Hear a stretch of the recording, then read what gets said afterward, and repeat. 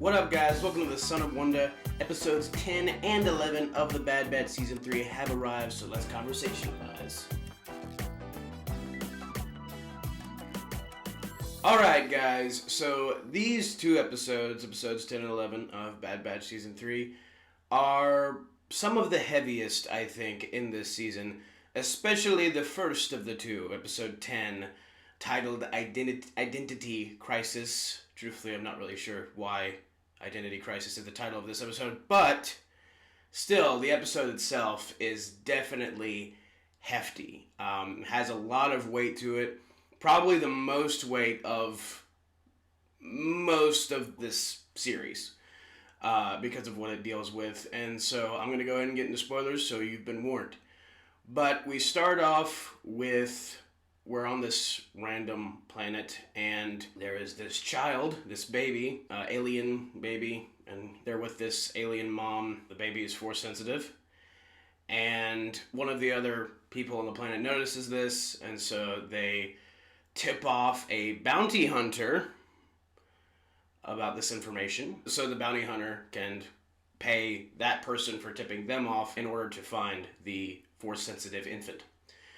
And so then we go over to Emery, the Imperial scientist who we discovered was technically Omega's sister on Tantus. And she makes a request to Dr. Hemlock to become the lead scientist on Project Necromancer, or at least take Nala Se's place, because Nala Se has been in confinement. And so Dr. Hemlock grants Emery her wish, and he takes her to what they call the Vault. And inside this vault are 3 force-sensitive children. And Emery is obviously appalled by this, that they're keeping these children here against their will. And Emery's like, why are we capturing children? Why not adults? And Hemlock says, well, most of the adults who have a high M count are dead. Which makes sense, because the Empire killed all of them in the Jedi. But, yes, all 3 of these force-sensitive children have high M counts, obviously, but none of them know why they're there, and all of them want to go home. Duh. And so the music and everything about the aesthetic of this particular episode really just emphasizes the horror of the situation. And I feel like I've said it a billion times how this series and or Rebels, like, all of these series have made more and more efforts to reveal just how horrible the Empire is.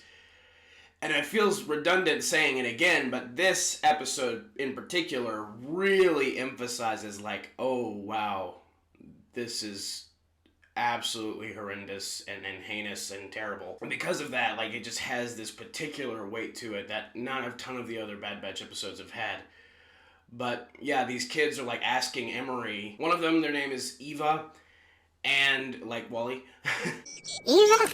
And she asks Emery, when is she gonna go home? And she's really nice to Emery, but it's just this horrible situation of, like, these kids have no idea why they're there. All they want to do is go home, and it's clear that these children don't have a full grasp, obviously, of what's going on, really.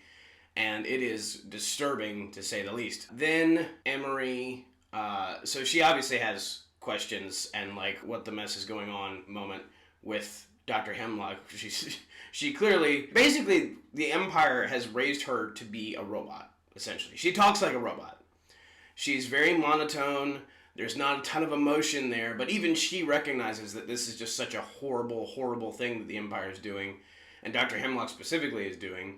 And so she obviously has some pretty big reservations. Which, again, the fact that she hasn't just completely, like, oh, okay, I'm done with the Empire, I gotta figure out how to get these kids out. The fact that she hasn't gone to those efforts yet really tells you how much the Empire has brainwashed her already.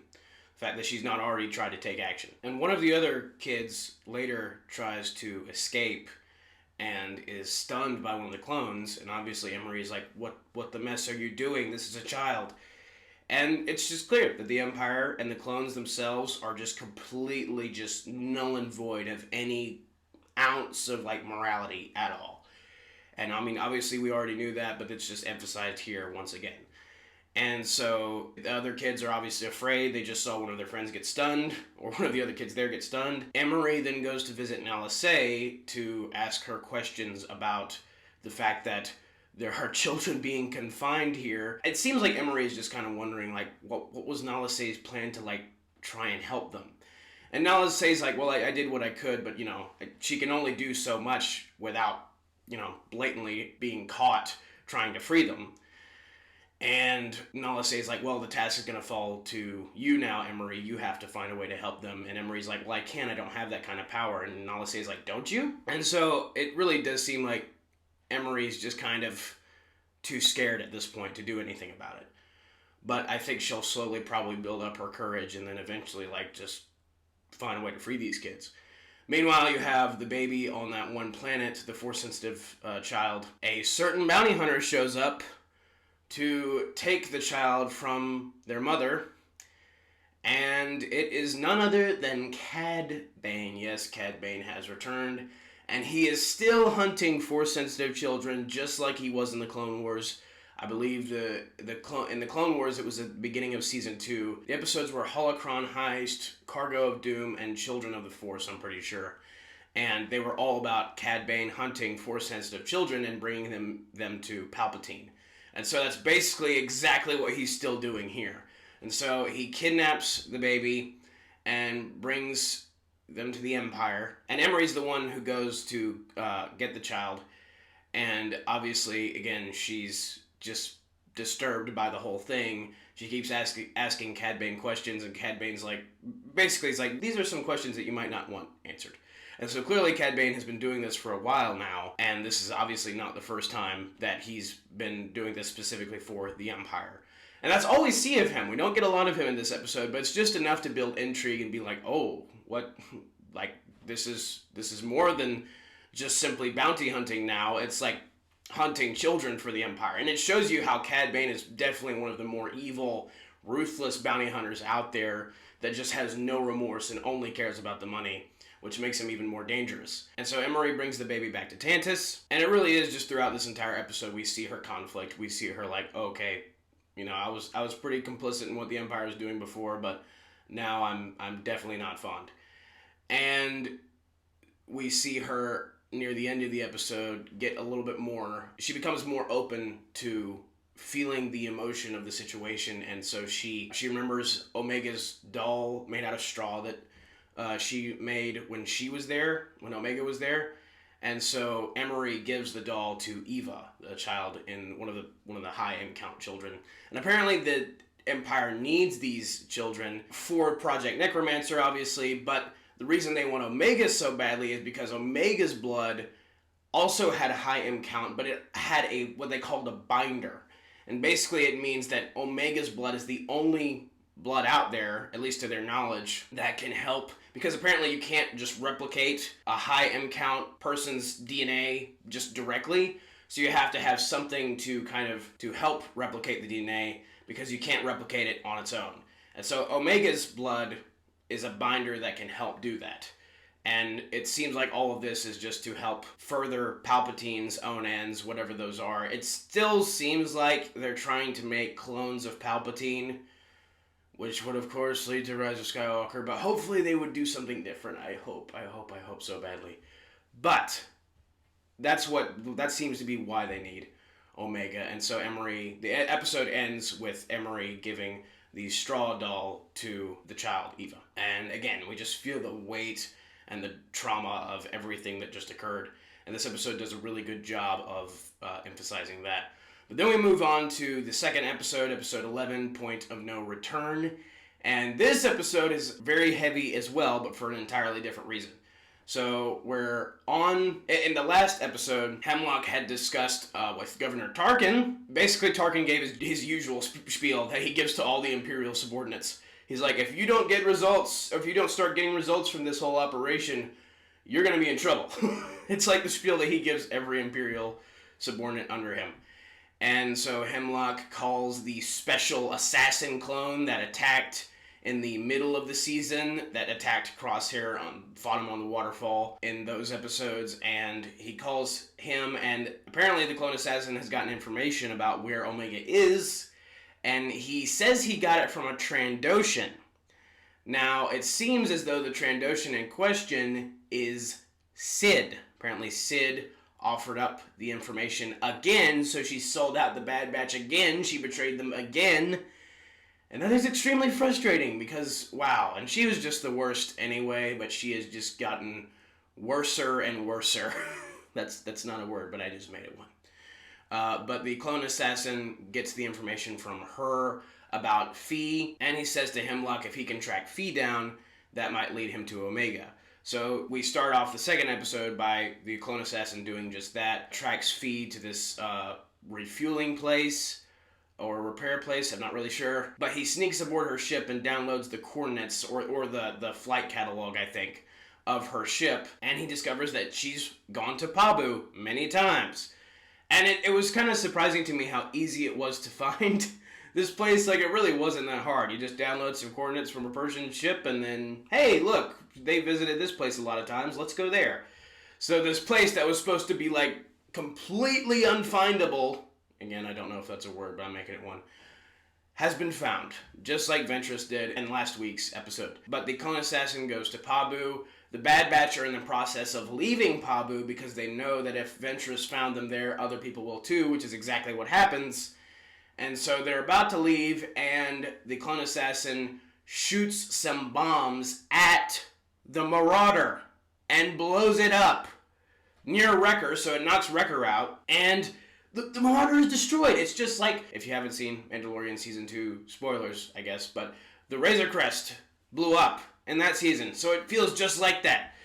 I'm sick of these iconic Star Wars vehicles getting destroyed. I mean, I don't know how iconic they are, but they're certainly memorable and cool, and they're getting destroyed, and it was really sad, and I felt really bad. I was like, no, not the Marauder, especially since that's been the Bad Batch's home for this entire series. And now that it's been destroyed, it's like, okay, that really does emphasize, like, oh, the Bad Batch might not be walking out of this one alive, or at least not all of them.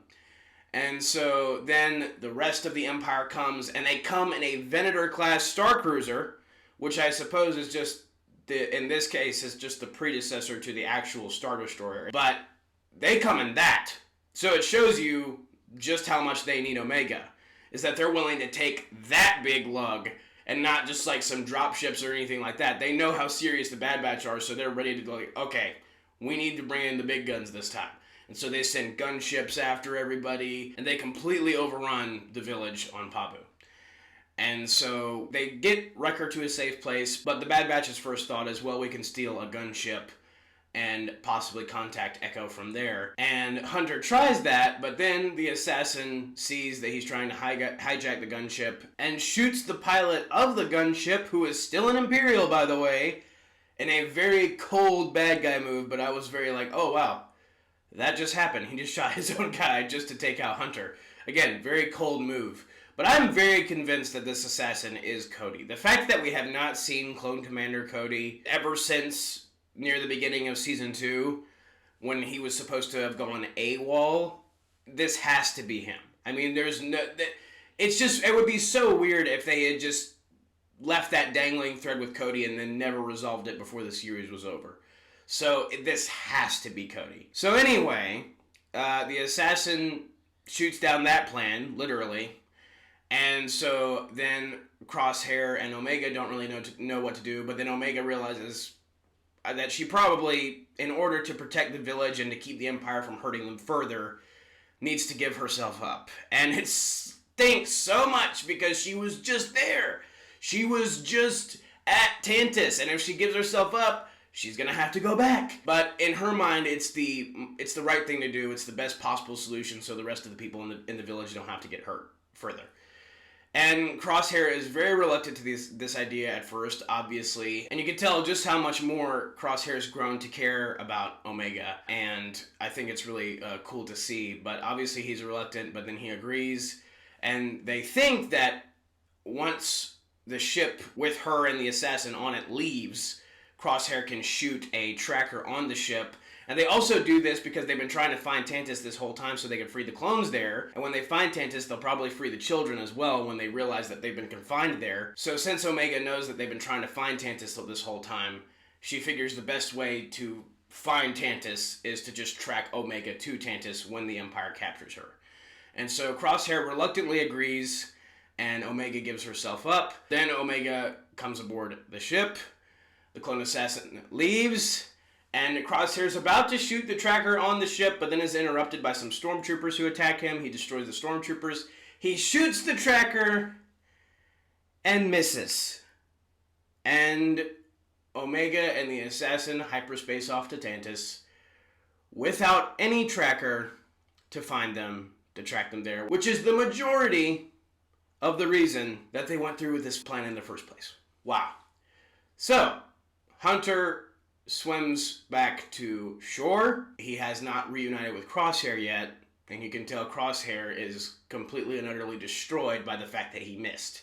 Now, it doesn't seem... They didn't show his hand shaking, or at least I didn't see his hand shaking, so I don't know if that was the reason he missed. I think he just wasn't able to get it in time. And I think also that it might just be partially the reason because he has been out of his game for a while, and even though he did that meditation with Omega in that one episode, he still may not be on the top of his game, and it could have been the handshaking that caused him to miss, even though I didn't see his handshake. And before the assassin hyperspaces off, you just see Omega in the ship. She doesn't know that Crosshair's missed, but she just takes a deep breath and prepares to go back to the place that she spent a good amount of time at before. The horrible, horrible place that she never wanted to go back to. And so that really is a very deep, heavy, emotional way to end that episode, and they just cut it off there. Like, there's no resolution whatsoever. It's just that. It's just the tension of, oh, this was the plan. Now it can't happen. We missed it. We missed it. We missed it. The tracker's not on the ship. And so I don't know how they're going to find him now. It's like when she breathed heavily, it almost seemed like she was trying to connect to the Force a little bit. There was that air of that there. But I don't know. They might be able to still find Tantus with some information that Echo and Rex have acquired since their last meetup with the Bad Batch, or they could possibly find, and this is a long shot, but they could possibly find a Force sensitive to help them sense the high M counts of the children and Omega on Tantus in order to find Tantus and free them. And they could have to find Ventress again or somebody else. But those are the two options, or Omega could possibly have a second tracker on her anyway, that the Empire just did not find. But those are the only three options that I can foresee being the case for the episodes to come. But the fact that we have this big of an event take place 4 episodes out from the finale is I mean, I guess 3 episodes out from the finale, technically. 3 episodes after this, then the finale, which is the 4th one. But the fact that it's happened this far out does make me wonder a good bit, like, okay, this is a pretty big thing to happen this far out, so I'm wondering what's going to take place in between Omega being captured again and then them freeing her. But it really does, it's really gut-wrenching just because she was just there. They just got her back, it feels like, and now she's right back to Tantus. And you can tell they structured the season that way on purpose for you to be like, oh yes, they got her back, and feel this massive sense of victory, and then feel this massive sense of defeat when it's like, oh, and she's right back to being captured. And I get why she did it, but it's still gut-wrenching. And so that is the end of both of these episodes. And I am very curious to see what happens next. I have a feeling that it's going to be very weighty and that some pretty big things are going to happen. And, we'll see where the high end count Force-sensitive children thing goes. We'll see what Project Necromancer is really about. But I do highly suspect that not all the Bad Batch are going to make it out of this one alive. And again, they just did a really good job of building the tension to make you want to tune in to the next episode to see what's going to happen, because they have put the story in such a place that it's like, oh my gosh, what is going on? And so we'll see. I am curious what the next 4 episodes are going to entail, and how long it will take the Bad Batch to find Tantus, and by what means they will do it. And so they definitely got me hooked. They have got me excited to see what comes next. But that is my review for Bad Batch Season 3, Episodes 10 and 11. Let me know what you guys thought about it down in the comments below. Don't forget to like and subscribe. Thank you so much for watching. Have a very blessed day. May the Lord be with you. May the Force be with you. Goodbye. And that's a wrap.